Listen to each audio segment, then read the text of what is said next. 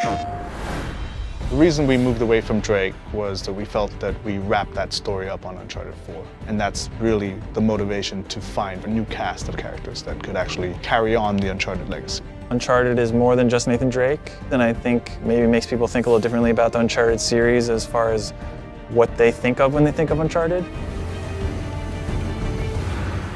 We started trying to keep it short. We started trying to keep it contained. But like all Naughty Dog games, you know, it's story-driven and we need the time to tell the story accurately. We needed to go into the past, dig a little deeper than, you know, the surface, and it just blew up. We started expanding to get character arcs developed, and before we knew it, it's a full game.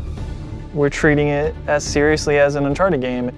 The game could stand on its own as an entry in the series. It's going to be the sum of Uncharted's in terms of gameplay experience with some of our beloved characters, some of the most fan-favored characters. Well, there were many ideas on the table, like Sullivan and Sam's story, but they all were very closely related to U4, so we wanted something that was fresh, something that was new, and Chloe, being a fan favorite, we thought we would explore her story. Then we thought about, okay, well, who would be a good pairing with Chloe Fraser? We were like, well, what if Chloe Fraser wanted to explore her past, go back to India, to her roots, and what if she needed someone like Nadine Ross as a partner? We find these symbols. We find the tusk. And then that was the kind of jumping off point of these two interesting characters together.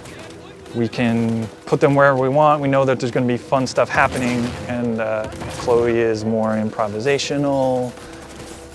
Nadine is more logical. We know that there's going to be great conflict if we throw those two together. That's supposed to happen? Dunno. Chloe Fraser has interest in the tusk of Ganesh, which is a treasure that's in India that is kind of close to her. Her father was an archaeologist. He had tried tracking down this tusk before in the past. So for Chloe, there's a personal attachment to the tusk. For Nadine Ross, she is on the verge of bankruptcy. She's lost Shoreline, and she desperately wants to regain control. That's where the characters start. Because of Nadine's military background, particularly with our villain, Sav, Chloe's brought her in to kind of help her out. He's just another warmonger with no war to fight. No, you don't know him like I do. He changes location and routines by the hour. We'd be foolish to take unnecessary risks. Let's get one thing straight. This is my gig. You want your share? We play by my rules. For Sav, as a villain, he is motivated by a code. He believes that he owns rights to this land, and he's fought a war that has kind of gone on for centuries. So recently he has started rekindling this war to profit. Giving the player more options, I think, would be the highest level, encompassing way to describe what we're trying to elevate even from Uncharted 4. We have all those things at our disposal again, rope climbing, driving, we have the winch, stealth options.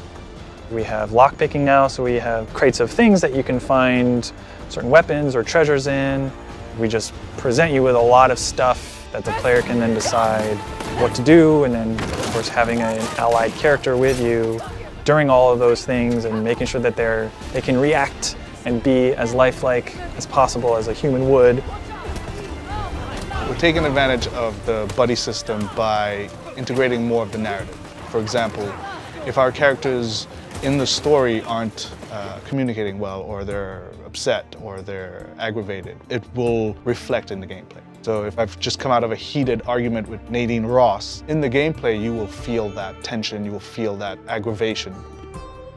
The challenge for us was this player-driven space. It's not open world, but it's vast, and you have player choice that you can go and experience it differently. There's things to find a true sense of exploration, but the goal being that you're just exploring and freely doing things, and then the story is still progressing in the way that they would expect from an Uncharted game. It's something we've never really done to the level that we're doing now in Uncharted.